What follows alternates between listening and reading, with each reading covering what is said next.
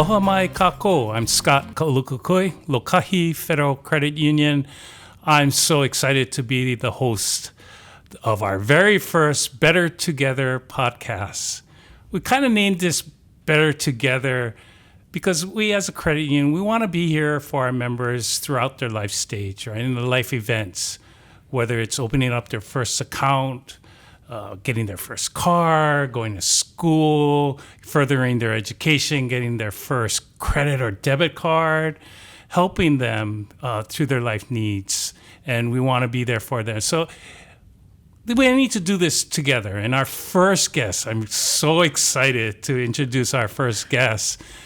She is none other than the middle blocker for the University of Hawaiʻi Rainbow Wahine volleyball team, Miliana Sylvester. Welcome. Thank you. Thank you for having me. And you're all Big West freshman team? Yes. Bigger and better things for the future? Yes. Well, thank you for being a part of it. There's no better way to learn from people that have gone through it. Mm-hmm. And, I have this connection, right? Yeah. So we both graduated from University Lab School. Me about 45 years before you. Me, only 1 year ago. Only one.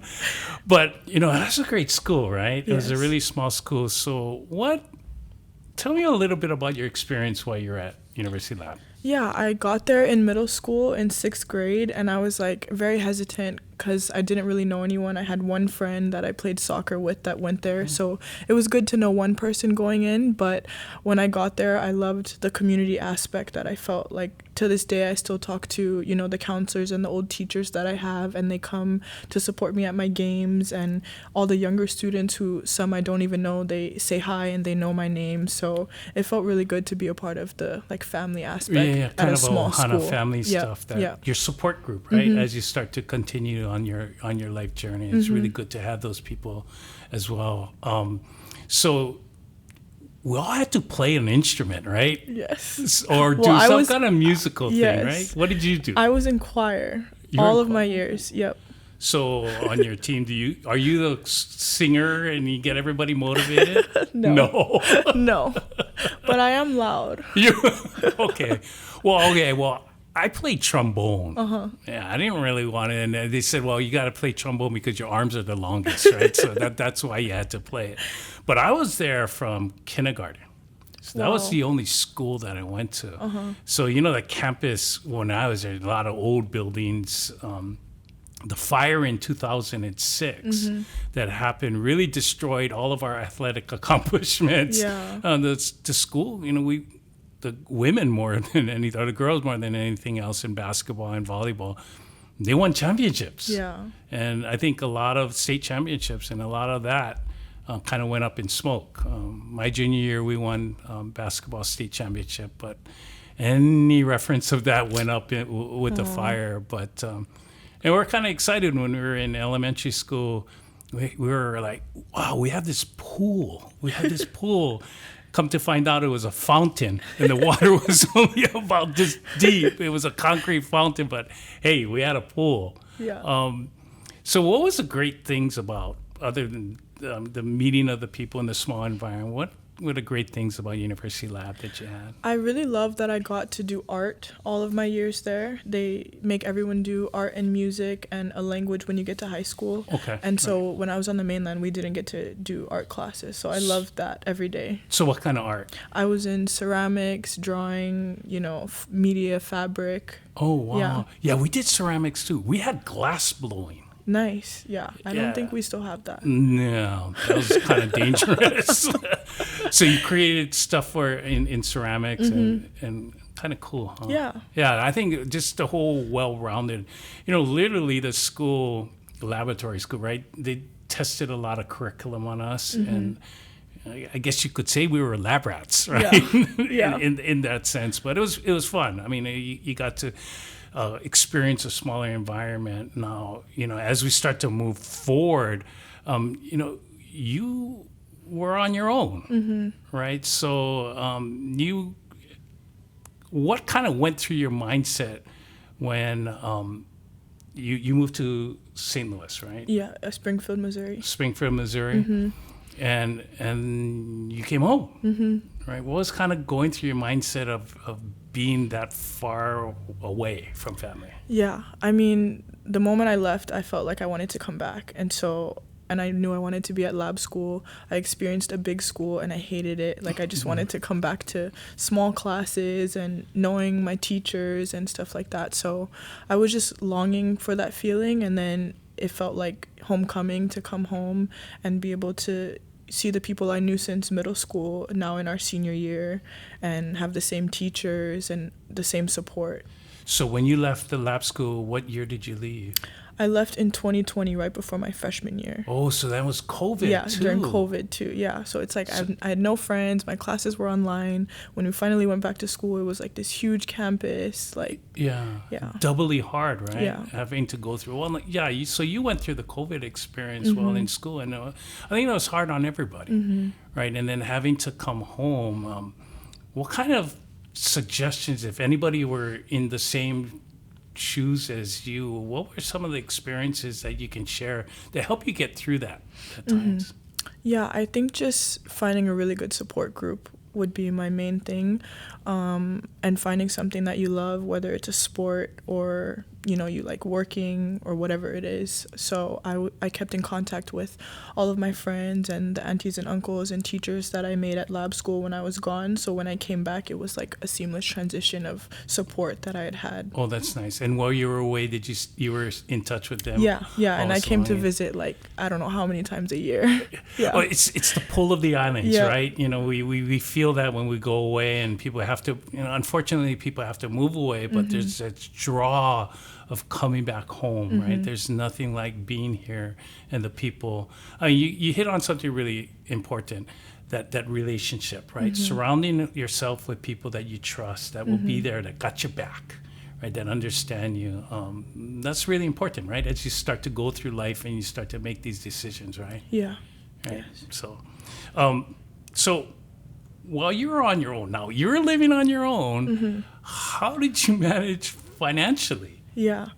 I mean, in the very beginning, it was really hard because I got here and I had, an empty place. Okay. And I had to pay rent that month. I had to get appliances. I had to pay a school fee, for athletics and technology and all that. So I'm like, oh my goodness, how am I going to do all of this? And it's still summertime, go out with my friends.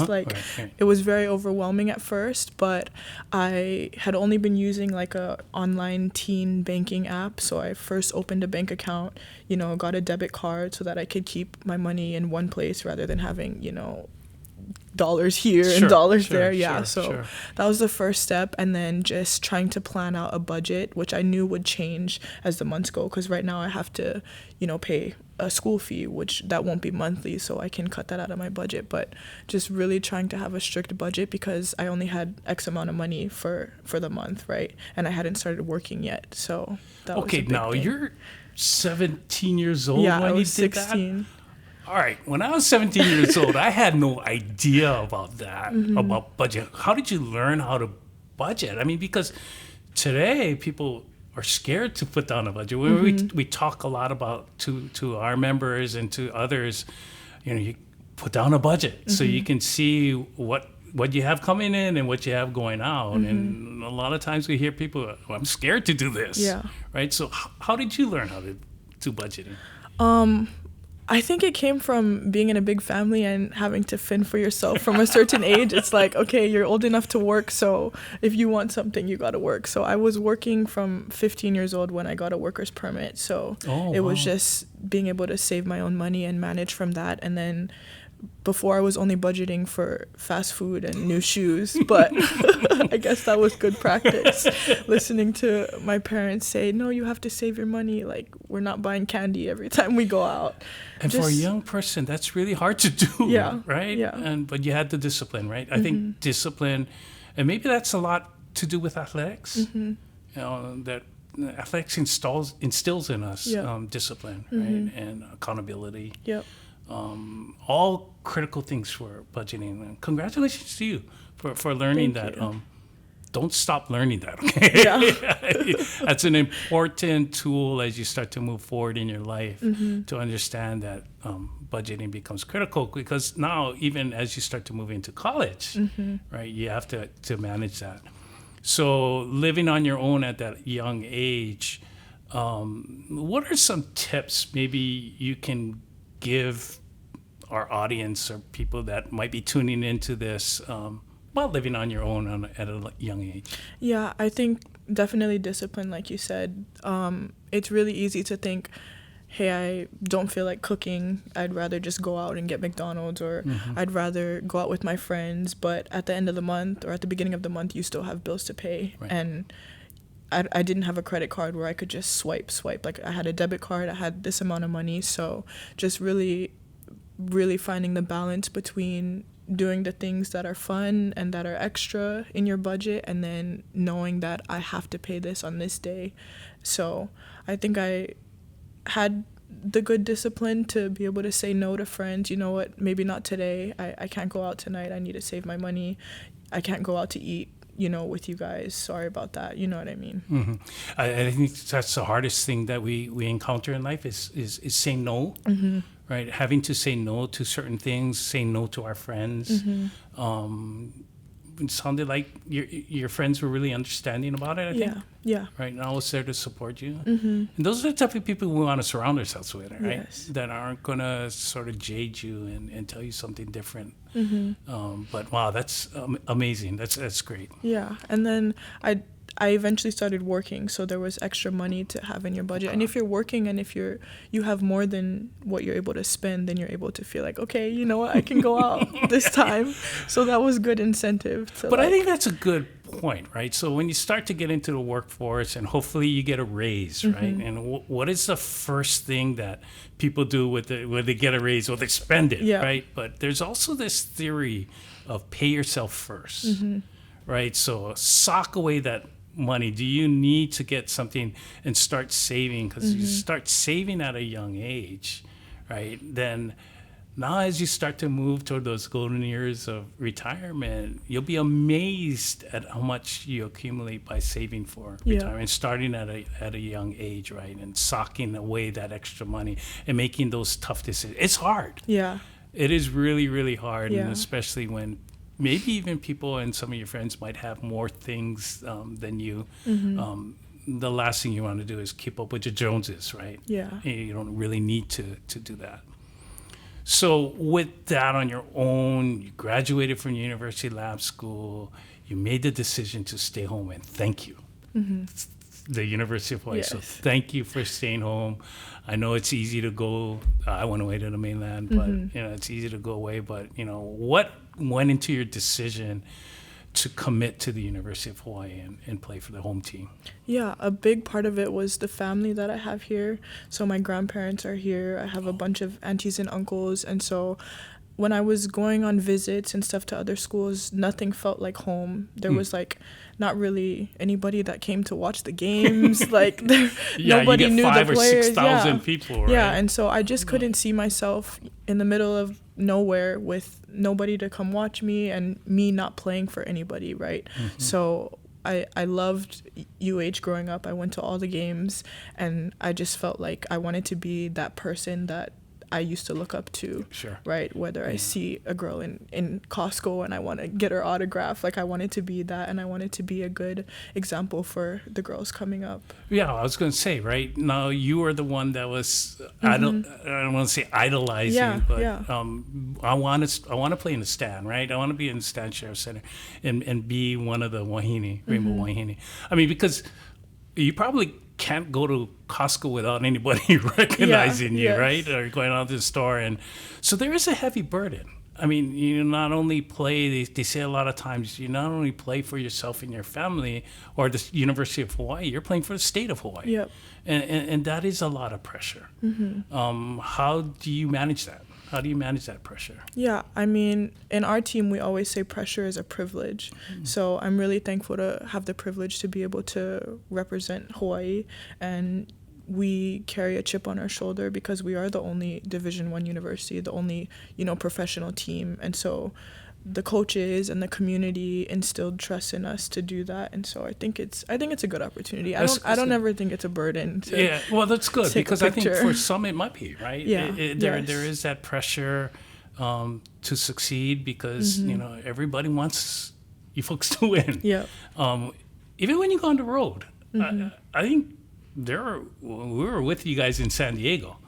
There seemed to be more Hawaii fans at the San Diego game than San Diego fans, right? And you guys came back. I mean, you guys were down 2-0 and came back and reverse swept them. And so there is a lot of expats on the mainland that still hold Hawaii true to the heart. And so, thanks for that. Let's talk about D1 athletics. You not only have to manage practice, you have to manage school, right? You have a full load. You have a full load of school because that's why part of it is you want to get a degree, right? As you start to move forward. But film sessions. How do you travel? How do you balance all of that? Yeah. And still have a personal life? Yeah. I think I've gotten into a better flow than like during double days. We were going crazy. But I try to make sure I eat a really good balanced meal, whether it's a good lunch or brunch. And then just the team aspect really helps, that we're all in it together. Everybody's waking up at 4:30 to get there by 5:30 for a 6 a.m. practice. And then, we have film and weights. But definitely making sure that I think it's always discipline. It's very easy to just go and take a nap, but you have homework to do, right? When we're on the road, are you going to get up and do study hall, or are you going to take a nap and, waste your time? Are you going to skip class because you're tired? Whatever it is. So there's always, Coach Rob says there's an A route and a B route, and you get to choose the path that you have. Right. It's the choices that you make in life, right? In anything in life, the choices you make, you suffer the repercussions of those choices.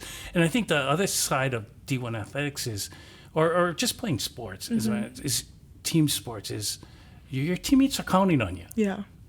And it's no different in the workplace that we have, right? Our coworkers are counting on us to do our job. Yep. And because if I don't do my job, I'm impacting somebody else. And we use a lot of a canoe analogy here at our credit union, where if the number 2 paddler, for example, decides, I'm not going to paddle today, what happens to the canoe? Right? The canoe slows down. Everybody else got to work harder at it. And similar to team sports. So what I hear a lot from you is discipline, right? Is get yourself into a routine and stick to it, because if this is truly something important, playing D1 athletics, then there is a commitment to it as well too, right? So you balance this education. You have to go to class. You gotta drag yourself out at 4:30 in the morning. Now you're majoring in public health, right? Why did you choose public health? Yeah, so originally I wanted to go into the nursing program, but I think athletics and nursing was just going to be too much for how rigorous the UH program was. So I'm majored in public health just to be able to take the prereqs to get into nursing school. But now that I'm in it, I absolutely love the idea of public health and the idea of caring for the community in all aspects. Yeah.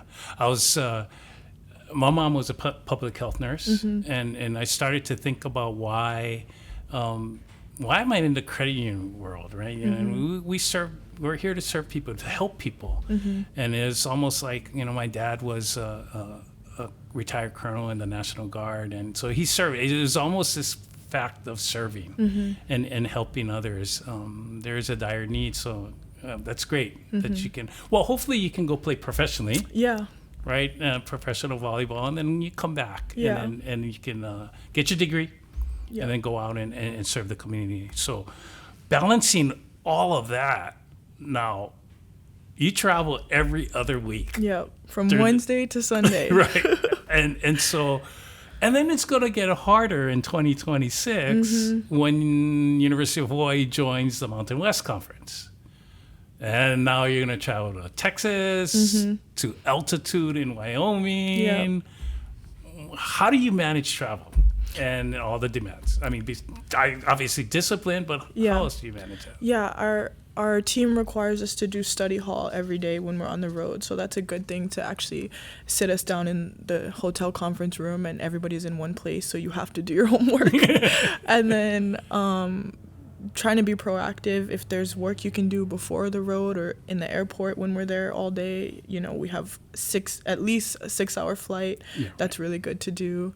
And then on a money aspect, we get per diem when we travel. So are you somebody that spent your per diem before you got on the plane, or are you gonna, you know, budget and save your money for the trip? And So when you go on the road, where's your go-to place to eat?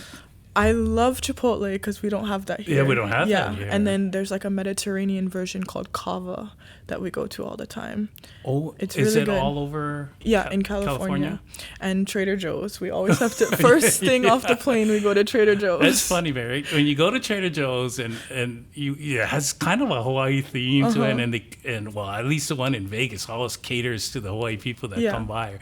And then people start to ask, well, are you guys... Is Trader Joe's going to open in Hawaii one day? And they go, no, right? And that's never going to happen. Maybe they'll lose a lot of business if they open in Hawaii. So maybe the final question about Division I athletics, because there might be people, it's not just Division I athletics, Division II, Division III, and NCAA. There's NAIA as well, too. But, you know, in a sports team, culture is big, right? And in a company, culture is big. You can establish a culture. So what do you think makes for a great culture for the Rainbow Wahine? Yeah, I think just understanding that it's a team sport, first of all. So if you choose to show up at 6 a.m. and you're dragging and you're not giving your 100%, that's not going to make the people around you better. And another thing is just knowing that we're playing for something bigger than ourselves. We're playing for the little girl that is watching us. We're playing for our aunties and uncles and our grandparents and the entire state of Hawaii. So coming up with that mindset every single day, and we kind of have like an underdog mentality. Everybody thinks they're gunning for us all the time. So we're like really always passionate in the fact that like, nope, this is our home. This is our rock that we're defending, and nobody's going to take that from us. So question about culture on a team, right? What do you feel is the most important part to build a culture on a team? Yeah, I think just hard work, showing up every single day and giving like 110%. Even if you only feel like you have 80%, you give 100% of your 80% every single day. And then being a good teammate, being a good leader, you know, doing something that's going to benefit the person next to you, even if it's hard for you. Yeah. And it's really understanding that, you know, people come from all different walks of life, right? It's the same here in the business atmosphere. You know, the people that we work with didn't come to the same high school as we. You know, fortunately, you and I went to the same high school, but, you know, they grew up differently. You have girls from foreign countries and from the parts of the mainland, different parts of the mainland. It's no different than here in the business world. We all have to work together and understand that people grew up differently, right? So how do you build, you know, when you build that culture? So thanks for that. We're at the point of the podcast. We'll do some rapid fire questions. Okay. All right, you ready? Yes. All right, okay. So what is your favorite color? Blue. Sky blue. Well, blue is mine too. It's funny because we went to University Lab and we were green and white, right? You went to University of Hawaii, you're green. More green. My college was burgundy. Yeah, okay. I'm blue too, by the way. All right. So what is your favorite food, ethnic, and your favorite dish? Korean food for sure. Like kalbi, meat jun, mixed plate. So they didn't have that in Springfield, Missouri, right? No. Cool. All right. So what do you do to relax? I love to get, whenever the sun's out, at least 10 minutes a day to just sit in the sun and read a book on my phone, something like that. And I like the beach and a little too much shopping. Yeah. So online or in person? In person. In person. Yeah. So you're not an Amazon person. No. In person. Good for you. Okay, so besides volleyball, what other sport do you enjoy either watching or playing? Yeah, basketball was my first love, so I still love watching basketball. Oh. The NBA, yeah. NBA? I don't have a team. You don't have a team? Yeah. Do you have a favorite player? Used to be Kobe. Used to be Kobe, yeah. Kobe. So, yeah. It's a different game now, right? Yeah. Okay. So in your many travels so far, where have you enjoyed visiting? My favorite place would have to be New York. I got to go like maybe 5 summers ago, and it was, we went to Long Island, we went into the city, and it was just a lot of fun, but very hostile, so Oh, yeah. I wouldn't live there, but to visit. Did you take in any place? Nope. No place? No. Maybe one day, Yeah. right? A Broadway play, Yeah. right? Down the line. All right, so kind of follow up on that. My last rapid fire question. What is your bucket list for travel? Anywhere out of the country. Anywhere out of the Anywhere out country? of the country. I've never been out of the country. Really? No. Well, hopefully you guys will be able to take a international travel trip while Yeah. you're here, right? I know a couple of years ago they went to Brazil, right? And the basketball team has got to go to Japan. Japan, Yeah, it feels right? like everybody's gone to Japan but us. Well, hopefully, and then maybe as you start to explore your professional playing career, that will take you overseas, Yep. and you'll be able to fulfill your bucket list. Yes.